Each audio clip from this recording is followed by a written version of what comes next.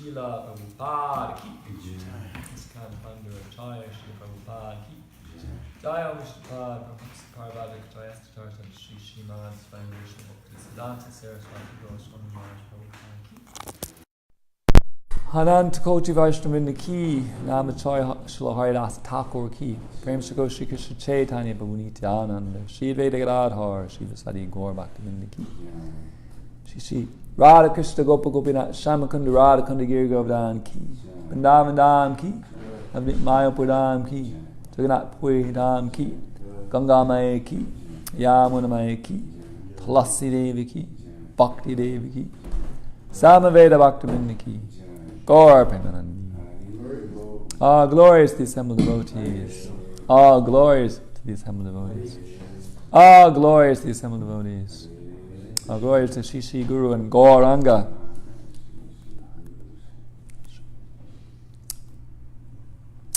Reading.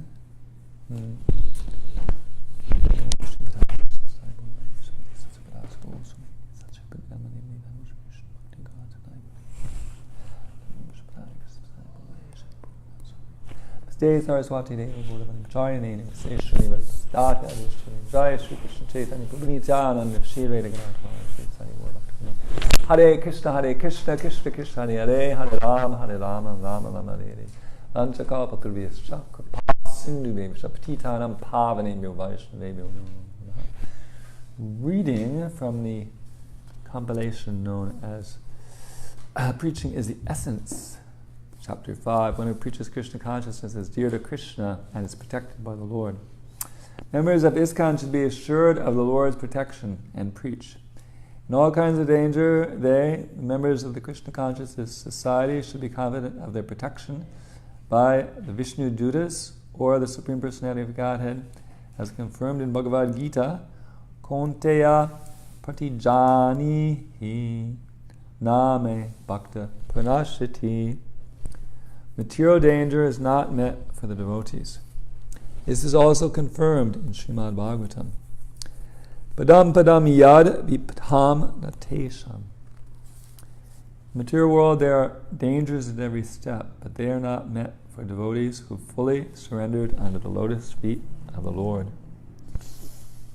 Pure devotees of Lord Vishnu may rest assured of the Lord's protection, and as long as they are in the material world, they should fully engage in devotional service by preaching the cult of Sri Chaitanya Mahaprabhu and Lord Krishna, namely the Hare Krishna movement of Krishna consciousness. This is from the purport to Śrīmad-Bhāgavatam, Canto 6, Chapter 3, Text 18.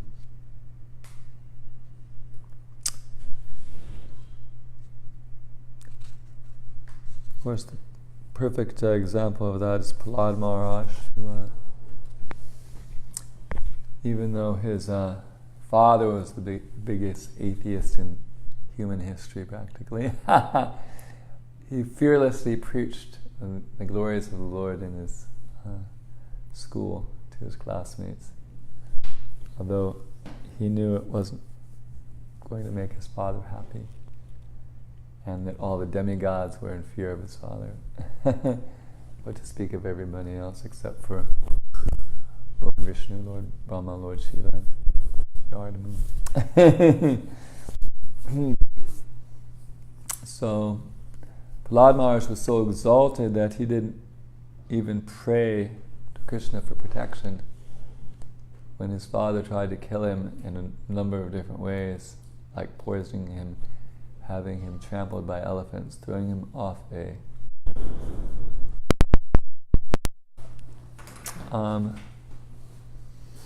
etc. In every case, Krishna protected him, and he just remembered Krishna. He just thought of Krishna. That he's famous for attaining perfection in devotional service by smaranam, remembering. So, if we remember Krishna in all circumstances, and serve him by passing his instructions on to others. That's the Brahmanas, they study the scriptures and they teach the scriptures. So we're a Brahminical movement. Śrīla Prabhupada felt that the society was lacking a head, so he created this Krishna consciousness movement, especially to create Brahmanas to represent the message of Krishna in human society. So we can expect Krishna's protection if we remember him always and carry out his instructions. Lord Chaitanya wanted us to summarize as Bola Krishna, Bhaja Krishna, Kora Krishna, Shikha. One, Bola Krishna, one should chant Hare Krishna. Bhaja Krishna, we should worship Krishna. Kora Krishna, Shikha, we should execute the instructions of Krishna.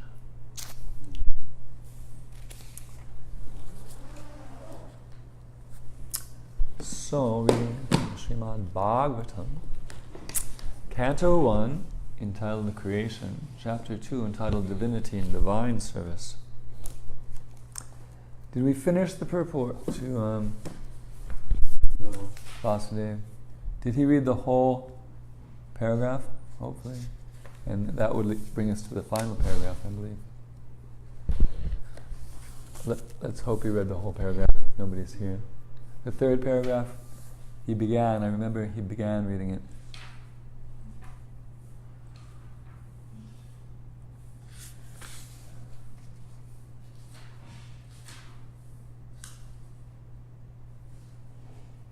Om Namo Bhagavate Vasudevaya.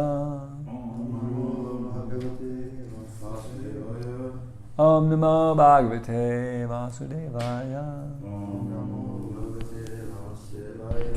Om Namo Bhagavate Vasudevaya. Okay, so I'll just chant it once because we've been chanting it a lot. Vasudeva Paraveda. Vasudeva Paramaka. Give you a test at the end. Vasudeva Parayoga. Vasudeva Parakriya. Vasudeva Parangyanam. Vasudeva Prangtapa. Vasudeva Parodharmo. Vasudeva Paragati.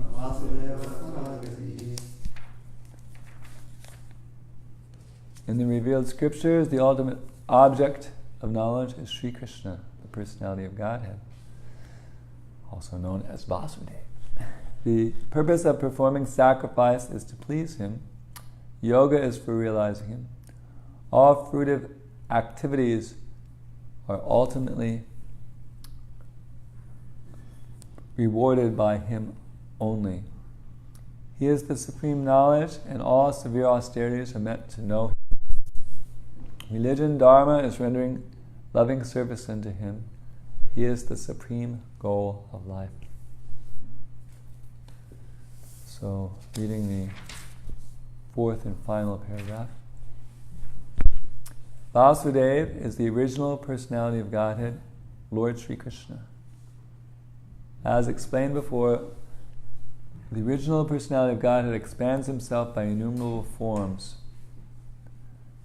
Such expansion of forms is made possible by his various energies. His energies are also multifarious, and his internal energies are superior, and external energies are inferior in quality.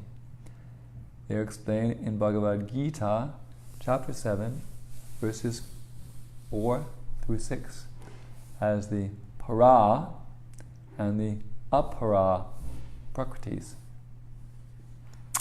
Those expansions of various forms which take place via the internal energies are superior forms, whereas the expansions which take place via the external energies are inferior forms.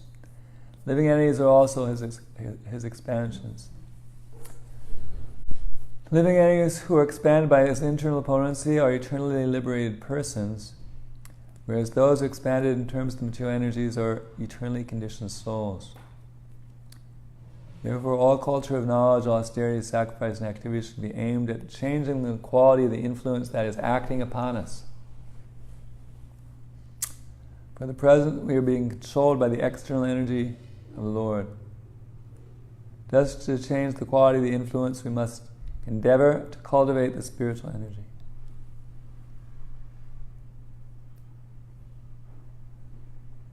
The Bhagavad Gita said that those who are Mahatmas, or those whose minds have been so broadened as to be engaged in the service of Lord Krishna, are under the influence of the internal potency. And the effect is that such broad-minded living beings are constantly engaged in the service of the Lord without deviation. Satatam kirtayanto mam. That should be the aim of life. And that is the verdict of all Vedic literatures. No one should bother himself with fruitive activities or dry speculation about transcendental knowledge. Everyone should at once engage himself in the transcendental loving service of the Lord. No one should worship different demigods who work as different hands of the Lord for creation, maintenance. Innumerable powerful demigods who look over the external management of the material world. And they are all different assisting hands of Lord Vasudeva. Even Lord Shiva and Lord Brahma are included in the list of demigods, but Lord Vishnu, Vasudeva, is always transcendentally situated. Even though he accepts the quality of goodness of the material world, he's still transcendental to all the material modes. The following example will clear the matter more explicitly. In the prison house, there are prisoners and the managers of the prison house. Both the managers and the prisoners are bound by the laws of the king. But even though the king sometimes comes in the prison, he is not bound by the laws of the prison house. The king is therefore always transcendental to the laws of the prison house, as the Lord is always transcendental to the laws of the material world.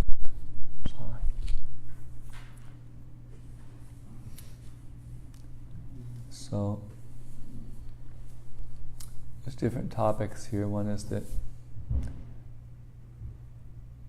the original personality of Godhead Vasudeva, he expands himself in different ways. There's the big Vasudeva verse in Bhagavad Gita is Bahunam Janmanam Mante Gyanavam Mam Prapadite Vasudeva Sarvam Iti Sa Mahatma Sudurla. After many, many births and deaths, one is actually wise. Surrender is unto me, knowing Vasudeva is everything. So because Krishna is everything, Prabhupada would explain that there's no difference between Krishna's and Krishna's energies. That there are, and therefore, all these expansions of energy are non-different from Krishna. And therefore, he's describing them as the different energies. The para and apara prakritis. So he mentions Bhagavad Gita 4, 5, and 6. Bhumir apo nalo vayu kamana puri evacha hankarami tiyame bina prakriti ashtada. The earth, water, fire, air, ether, mind, intelligence, and false ego. These are this eightfold separated material energies. And then apareya itastamyam Let's see.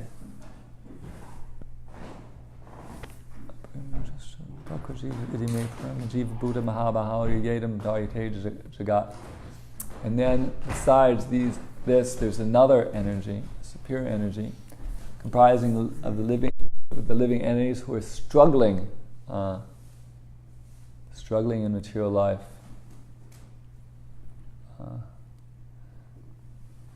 And then 6 talks about how everything is a combination of these energies. Everything in existence is a combination of these 2 energies. Tadyoni Bhutani Matstani Padarya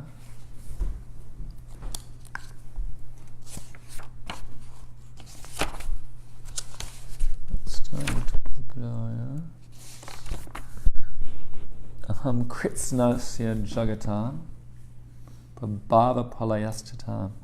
All created beings have their source in these 2 natures. Of all that is material and all that is spiritual in this world, know for certain that I am both the origin and the dissolution.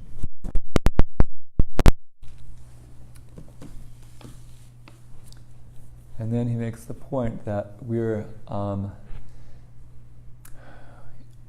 marginal energy, which he doesn't say in so many words, but he says that we have a choice to be influenced either by the material energy or the spiritual energy. So that's a key part of the philosophy, that although we are superior because we rebel against Krishna, we're put under the control of the inferior energy. And he would use the analogy of the fish out of water. We're a spirit, but we're in a material world, and therefore no material situation is actually comfortable for us, because we're actually in an alien environment, just like a fish that's taken out of its pleasant situation in the water and put out on the land where it can't even breathe properly. Spiritually, we can't even breathe properly in the material world. We're starving. Everyone's starving spiritually. They're not getting any spiritual nourishment. They're only nourishing their material situation. But only some people have some idea of God and follow some revealed literature, some saints. They get a little nourishment for the soul. But otherwise, just the gross materialists who think that all there is matter, they get no nourishment for the soul.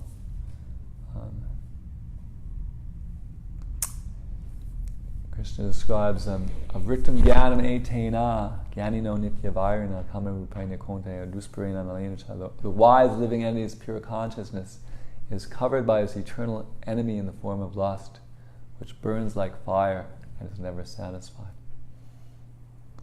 So although everybody is a soul, because they're covered by lust, they're desiring in terms of their material situation. They're thinking, if I change my material situation, then I will be happy. But they change their material situation and there's a little bit of relief from the previous distress, but they get another flavor of distress. I travel all around the world, and I notice every place I go, there's something that's different than the way I want it to be. Maybe the food's good, but they don't have a morning program or something, or maybe it's there's no mosquitoes, but it's too cold. Like the north of England, there aren't any mosquitoes because it's too cold for them, even in the summer. So every place you go, there's something that's just not completely right. That's just the nature of this world. And therefore, the first instruction, the first thing that Krishna tells Arjuna to do is to tolerate. The first 2 verses give some philosophy. Tvevaham jatuna shamna tvam nemi jadadipam. Shaiva sarva. What's like that? Vishyam Sarve Vayam Ataparam. Never was there a time when I did not exist, nor you, nor all these kings, nor in the future shall any of us cease to be. Pinos minitade he komram yovanam jva tate antara prapatir dirstatam namuyate. As the embodied soul passes in this life from boyhood to youth to old age, the soul similarly passes into another body at death. So those are just explaining the philosophy. And so in the next verse, he actually gives Arjuna something to do. Matra sparshas tu konteya shitoshna sukuduka agama painoni tamstatiksha suvarta. The appearance and disappearance, the appearance of happiness and distress and their disappearance in due course, are like the appearance and disappearance of winter and summer seasons. And then he advises you must try to tolerate these without being disturbed, because we're never going to realize that we have nothing to do with the material dualities if we're always disturbed by the material dualities. We have to see them as external to us. They're beyond us. We're beyond them. And the reason why they're hard to tolerate is because we've invested in the material energy, and we think one material situation is better than another. The analogy Prabhupada would give is wet stool and dry stool. I think that the dry stool is better than the wet stool for some reason, when all it is stool. You know? So the Lord Chaitanya he likens the rich relatives of Raghunath Das Goswami to be like worms in stool, because their aim is material sense gratification. Even though they give so much charity to the Vaishnavas, they practically maintain all the brahmanas,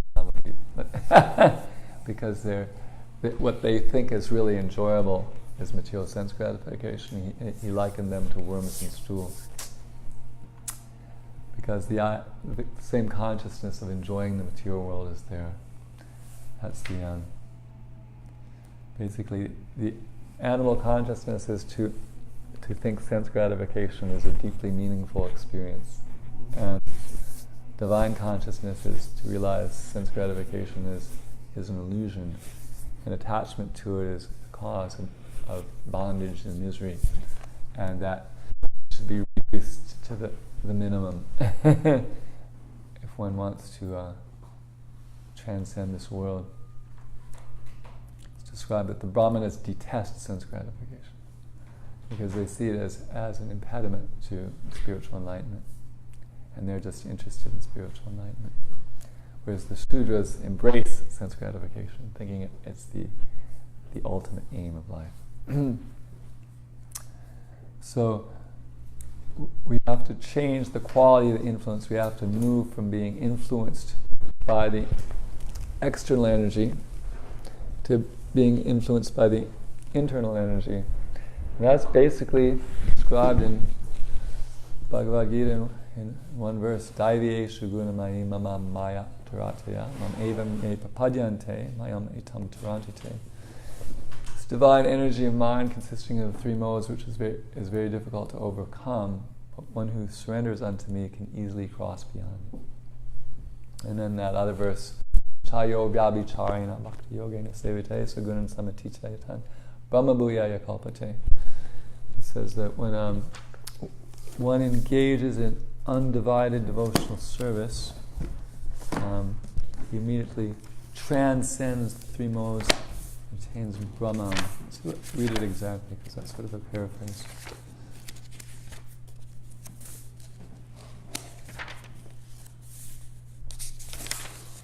One who engages in full devotional service, unfailing in all circumstances, at once transcends the modes of material nature and thus comes to the level of Brahman. And back in chapter 2, Krishna introduces the idea of transcending the modes. He speaks this verse, Traigunya Vishaya Veda, nice Traigunya Pavarjana. Yadvanda Isatvasto, your Yoga Shema Atmaman. He says that the Vedas deal mostly with the three modes of material nature. And he tells Arjuna, be transcendental to these modes. Yeah. So apparently, just you can just be transcendental to the modes, right? Because that's what he tells. Just transcend them, Arjuna. Don't worry about these dualities. Near yoga, shema, be transcendental all desires for gain and safety, and be established in the self. So just get over it, just get over your attachment to these modes. And then the one who actually transcends the modes, this nice verse here. Gunan etan atita trin, atitya trin, dehe deya samudbhavan, janma mrityu jara dukhair, vimukto mritam ashnute. When the embodied being is able to transcend these three modes associated with the material body, he can become free from birth, death, old age, and their distresses, and enjoy nectar even in this life. So you don't have to wait to death to transcend the modes, even in this life, by completely absorbing oneself in unbroken devotional service to Krishna. You can transcend the modes. Then you're influenced by the spiritual energy instead of the material energy, and you're happy because that's your actual nature. That's your Svarupa. Jivara Krishna Srupoi Krishna Nityadas. The constitutional position of the living being is to be the eternal servant of Krishna. So the idea is and then we've come home after our long journey throughout the different species of life. We've come home to our actual eternal state, and we're very happy to be controlled by Krishna instead of being controlled by Maya.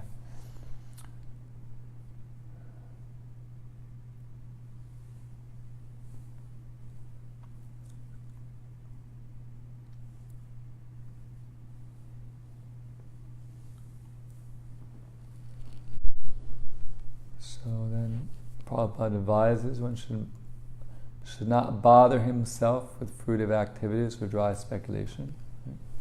Yabilashita shunyam jnanam karmadyanavita. Everyone should at once engage himself in the transcendental loving service of the Lord. And the devotional service is so nice that even if one has other desires, even if one wants other things, by engaging in the devotional service, he will get whatever he would have gotten by endeavoring for other things. There's this nice verse. Vedeshu yageshu tapasu chaiva daneshu yad punya palam pradishtam atetitam sarvamidam vidva yogi param stanu paiti chadyam. A person who accepts the path of devotional service is not bereft of the results derived from studying the Vedas, performing sacrifices, undergoing austerities, giving charity, or pursuing philosophical and fruitive activities. Simply by performing devotional service, he attains all these, and at the end, he reaches the supreme eternal abode. So you actually can't beat this offer that Krishna is giving, because not only do you get what you would have gotten if you did something else, but you also, at the end, you reach the supreme eternal abode. So if you just try to acquire knowledge, or you just perform sacrifice, whatever good result you would get by doing that, you'll get as good a result by doing devotional service. But you also get the supreme eternal abode, which you don't get if you don't do devotional service, basically. What chapter is that? Oh, that's 8:28. It's the last verse of chapter 8. Yeah. Is Gita? Yeah, attaining the supreme. It's a very nice verse. it's sort of like that verse, kama sarva kama va moksha kama udaradi tivena bhakti yoga, yajeta purusham, from whether your desires of all material enjoyment, whether you're free from all desires, or whether you desire liberation, you should engage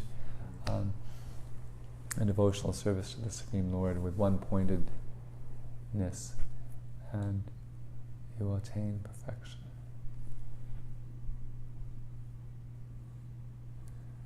And Prabhupada mentions how people have a tendency to worship different demigods, but that's actually not necessary or recommended. The funny thing is, everyone thinks that Hinduism is polytheistic and they worship all these gods. But the one book that practically all the Hindus will agree is, is Bhagavad Gita. Like every Indian who walks by, they don't want a Gita because they already have one, right? Isn't it true? Like 99% of them.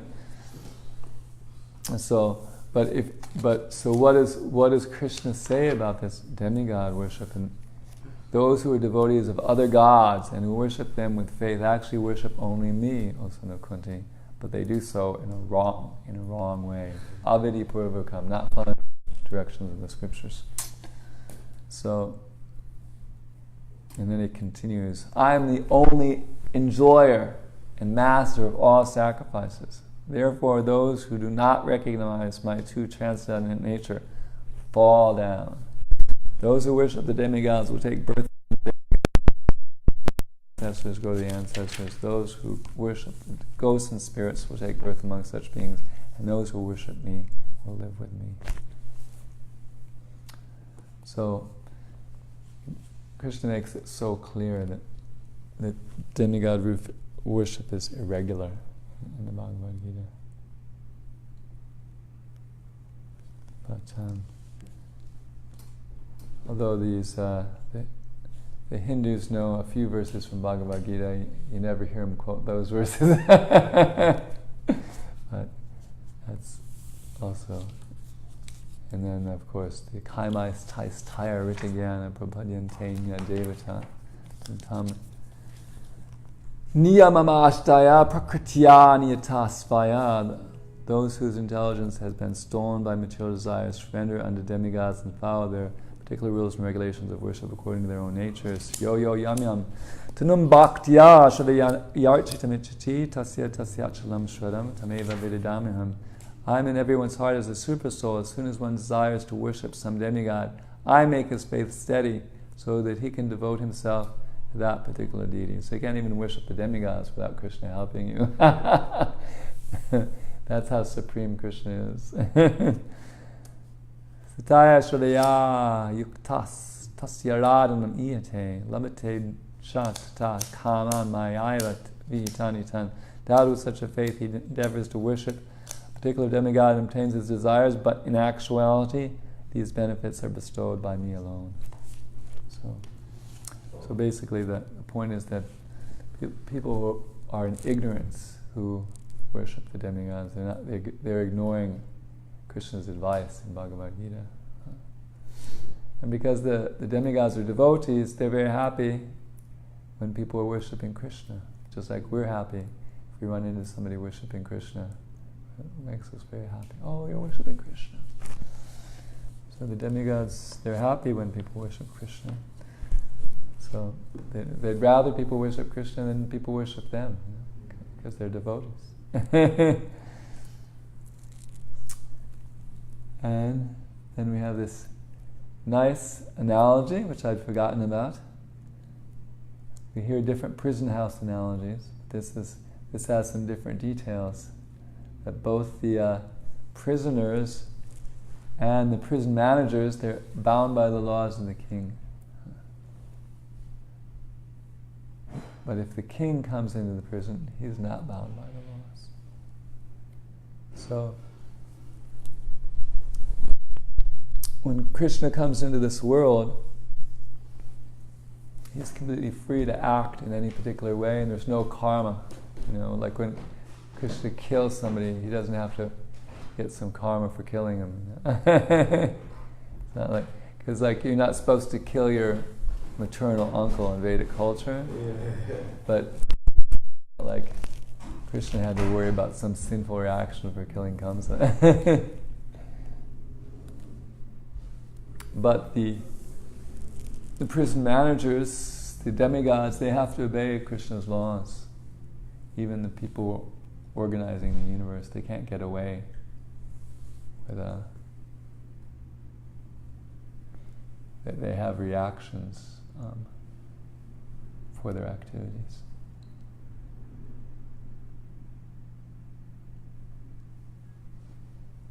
They're not free to do anything. Like Krishna's, like Brahma stole the cows, the calves and the cowherd boys. It wasn't that he was free to do that without any reaction.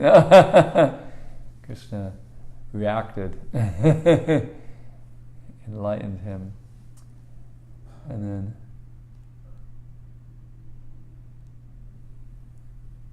so even the demigods, they're subject to correction by the Supreme Lord. But when the Supreme Lord comes, nobody's telling him what to do, and nobody's giving him the results of any activities. He's completely free. And what's really cool is that if you understand that, and you are free too. It's a beautiful verse, 4:14. Mam kamani limpanti name palaspre na. Mam karmani limpanti name karma palespriya iti mam yo bijanati karma birna sabadite. There's no work that affects me. No, nor do I aspire for the fruits of action. Krishna doesn't act to get ahead in the material world. Everyone's acting in the material world, trying to get ahead. But Krishna, when he comes here, he's not trying to get ahead. He's already ahead. So, one who understands this truth about me also does not become entangled in the fruit of reactions of work. So if we understand that there's no work that affects Krishna, and that he does not aspire for the fruits of action, then we don't become entangled in the fruit of reactions of work. That's sort of along those lines. Janma karma chame divyam evam yo veritapata takvadeham punarjanatma naite mam edi sorjanu. One who understands the transcendental nature of my birth and appearance. He does not take a birth again, but attains my eternal abode, O Arjuna. Yes? Krishna-kripa Prabhu, so can you clarify how it works that we just know something about Krishna and it automatically helps to our situation, like this verse? Yeah, well, Krishna, there's different ways you can explain it. One is that Krishna's pleased when we know about him. Actually, he's created the human form just for self-realization, and that we're actually using our human form for self-realization is pleasing to him. And then when the perfection of self-realization is to understand Krishna in truth, so when we're actually concerned about the perfection, the highest degree of self-realization, knowing Bhagavan, and of course to know this in truth means that Krishna has to bestow that understanding on you. So it means you've already pleased him to a degree where you realize this. Because all the knowledge, we can only know what Krishna gives us, basically. He says, I'm a seed in everyone's heart, from me come knowledge and remembrance. So if he's given you that knowledge, that he's transcendental to karma, then he considers that he blesses you with that ability. Because you're so qualified, he's given you that knowledge already. Which means basically that this knowledge of Krishna's personalities comes from devotional service. There's that verse that describes, or even that verse Prabhupada always quotes, Bhakti mama abhijayati yavan yas chasmi tapata toto mam tatvato gyata vishite tad anantram. I can only be known as I am by devotional service, and one in full consciousness of me by such devotional service attains the kingdom of God. So that's Krishna's mercy, that if we understand Him, we become transcendently situated and we attain the kingdom of God. And that, how do we attain that knowledge of Him? By devotional service. And it's also stated in 1154, which is a nice verse.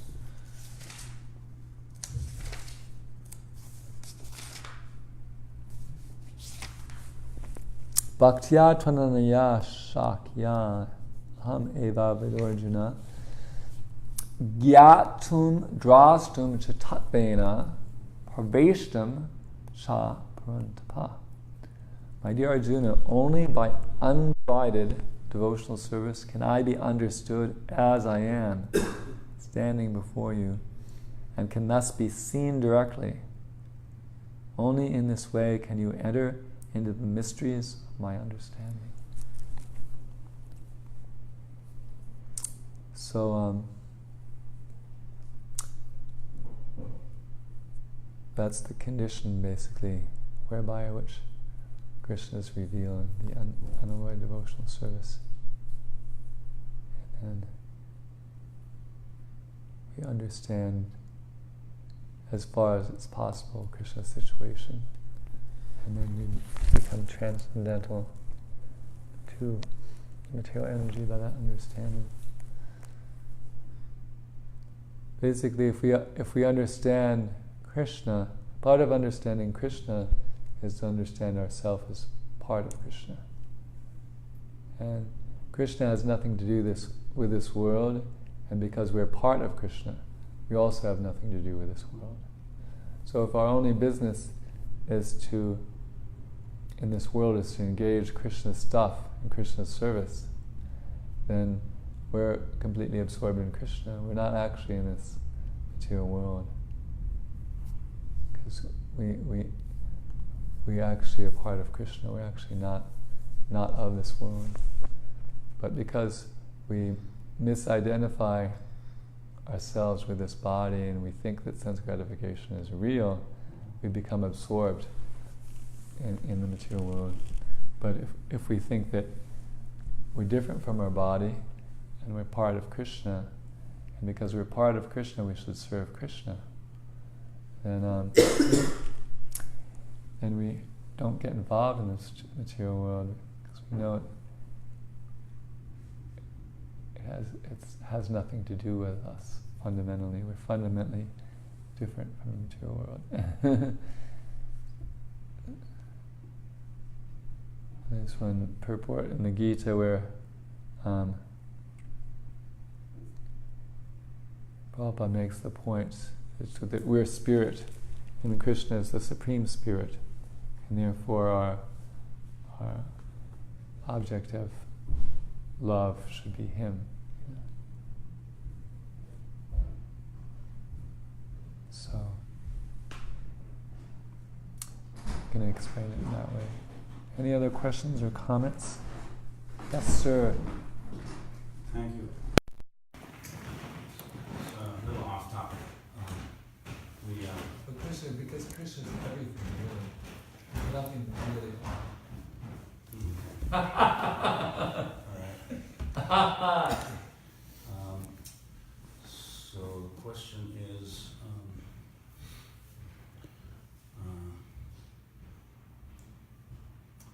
like in the 10 offenses, the first offense is to Vasan devotees who have dedicated their lives to the propagation of the holy names of the Lord. So, what does it actually encompass the word dedicate. Someone may be a devotee for 5 months or 50 years, and he may commit Vaishnava Parad, for example, and he might go away. So he dedicated in the past. So how far does where are the parameters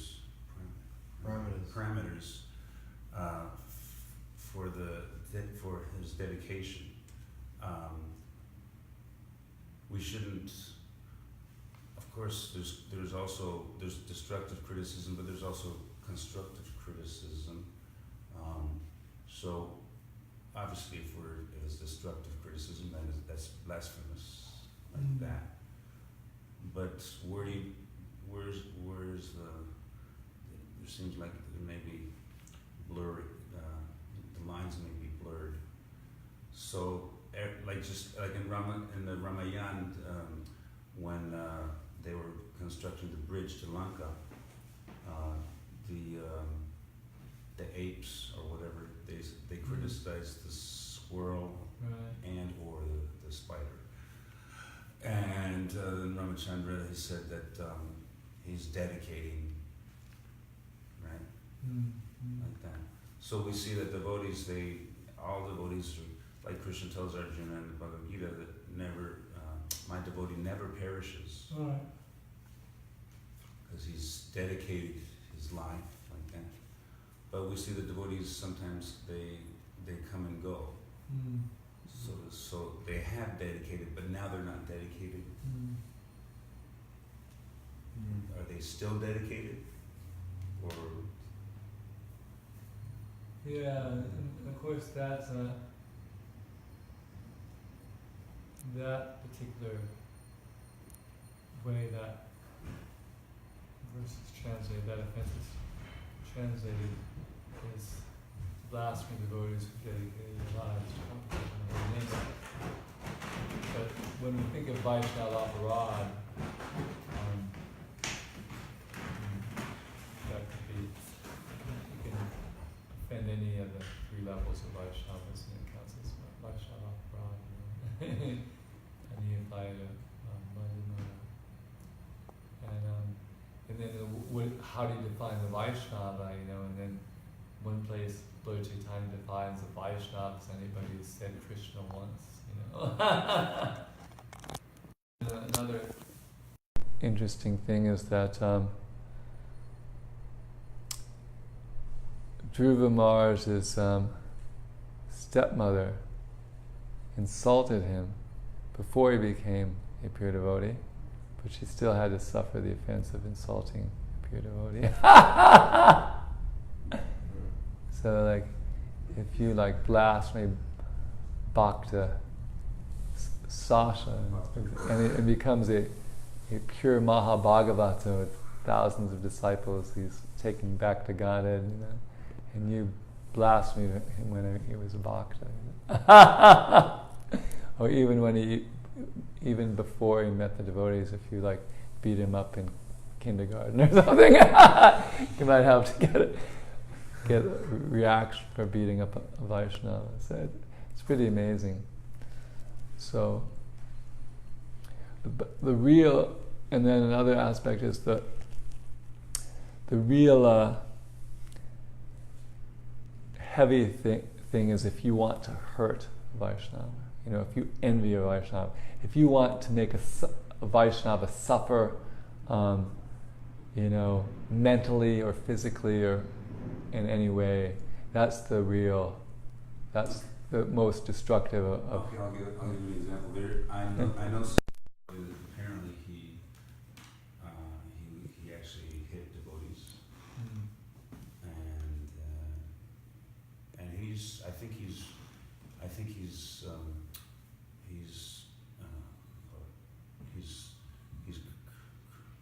corrected himself.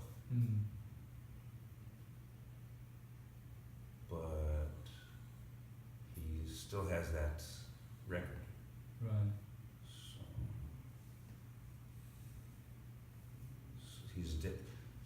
now he's dedicated. Before he was dedicated, but he has that record, and Krishna says that my devotee never perishes. So it's just the word dedication that I'm a little confused about that. Yeah. Krishna forgives such. Krishna forgives everyone. Yeah.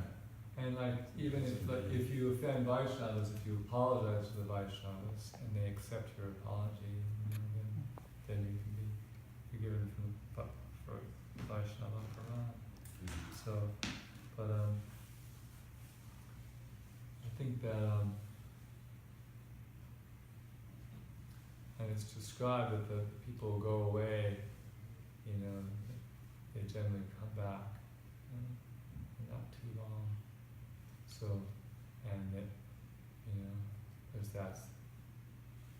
there's the idea of if once you surrender to Krishna, then Krishna, is going to take care of you after that, even if you slip up.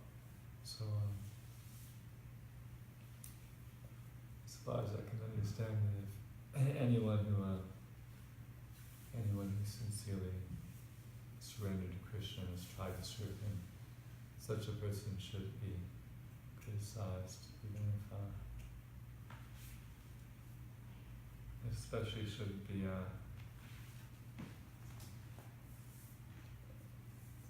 shouldn't be harmed or of making that person suffer, because that's that mentality. The hating of a Vaishnava, the wanting to cause pain to a Vaishnava, that's the real, there's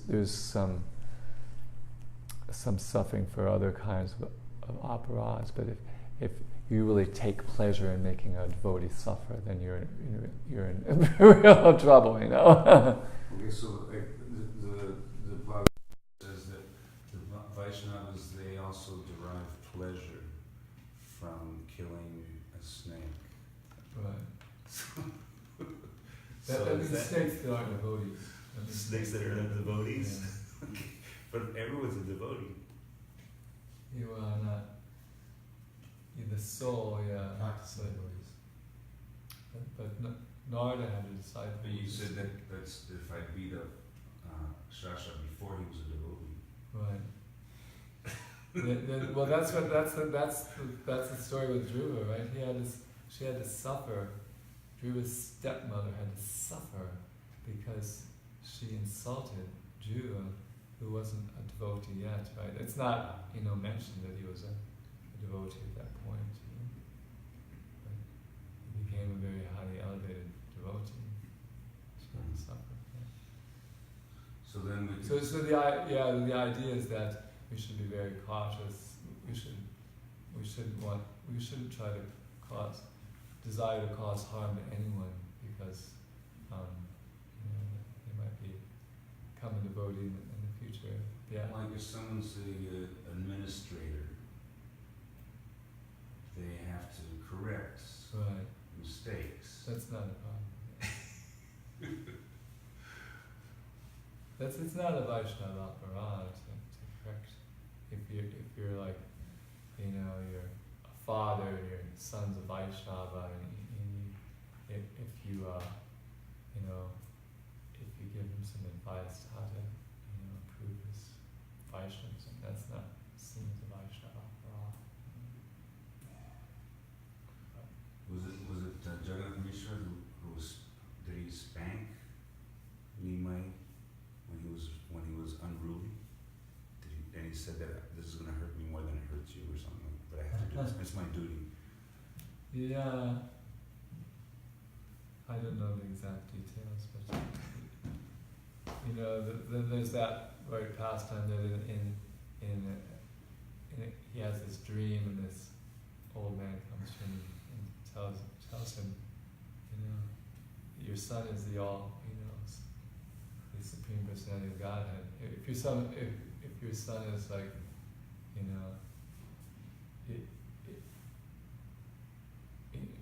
something like if your son knows everything, then how is it you can correct him? He said, even if my son is God himself, it's still the duty of the father to correct him.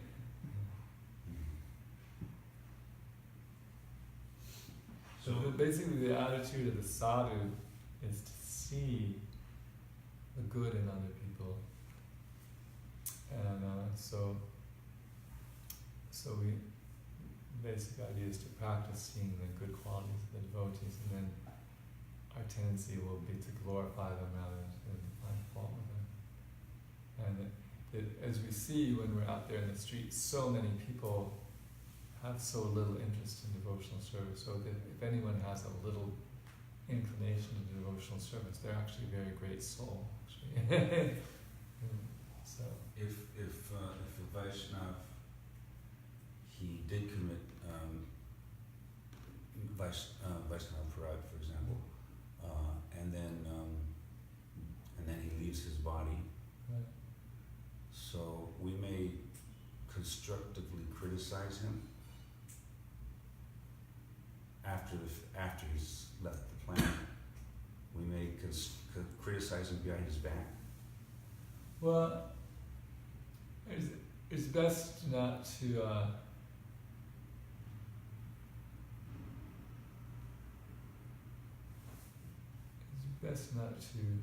criticize people, but like we can learn from somebody's experience, you know, and you could like, you know, say something happened to someone without actually saying who it happened to, and this you know, so you know, it's always because we don't have to criticize people. There's no one forcing us to do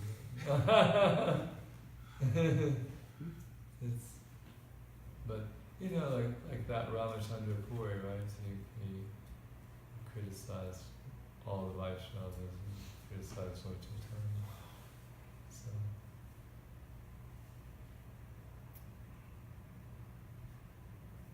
Say if a devotee is brought up in a Vaishnava family, yeah, and then he gets to a certain age and he's like, oh, I'm not interested in this anymore. And he goes out into the material world, you know, he leaves, doesn't perform any more devotional service, you know, bhakti yoga.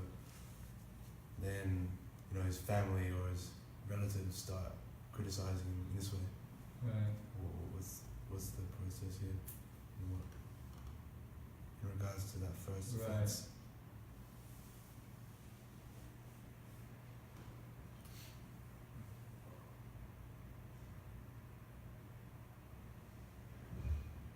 Well, the idea is it's, you know, to engage in sense gratification is not a good thing. So to say it's not good for someone to engage in sense gratification is true.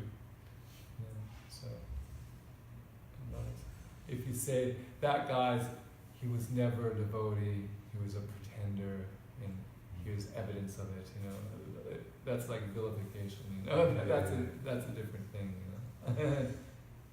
But if somebody gets involved in sense gratification and you criticize the activity of sense gratification, every day we're criticizing sense gratification in our classes because it's a cause of bondage. You know? So you know. But if you attack him as, if you say like, sometimes like somebody goes away and then they just say, oh, well, he was bad from the beginning, he was just making a show of being a devotee. So that's counts as blasphemy, because he could have been sincerely trying, and he could have just had a lot of bad karma that drove him in the direction of sense gratification. It's not that just because someone slips up means they were always insincere from the beginning. So that kind of thing you'd want to avoid, which does come up sometimes. If somebody goes away, they just take it as an opportunity to, come up with all unwarranted criticism, challenging his status, his integrity as a devotee for the time when he was there, just because later on he left. But that's not actually that can be done in a blasphemous way that you wouldn't want to do. Would have a bad effect. Because if Krishna is seeing him as just an innocent devotee who got distracted by material desires, and you're saying he was a hypocrite from day one, then that's an opera. It was a sincere guy who was trying, and by bad association, and that's a layoff. It's like kicking a man when he's down or something, So it's a bad mentality. We have to end at, this is the time to end, because we all have many important things to do. Break our Ekadashi fast. While we still have enough energy to make it to the and our personal reading and finishing our japa if we didn't already finish our japa, etc. So, more time to talk in the future. So this is I leave on Saturday morning. Association. Thank you for your attention. Divine Grace A.C. Bhaktivedanta Swami Śrīla Prabhupada ki. His Grace Krishna-kripa Prabhu ki. Bhaktivedanta ki.